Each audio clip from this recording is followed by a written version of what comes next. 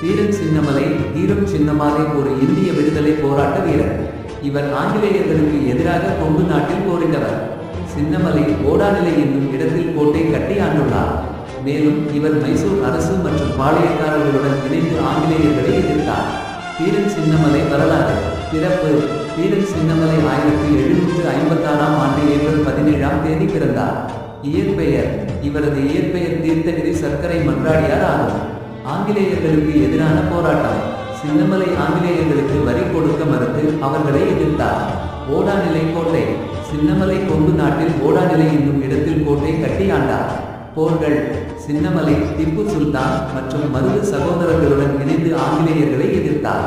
மரண தண்டனை: 1805ஆம் ஆண்டு ஜூலை 31ஆம் தேதி ஆங்கிலேயர்களால் தூக்கிலிடப்பட்டார்.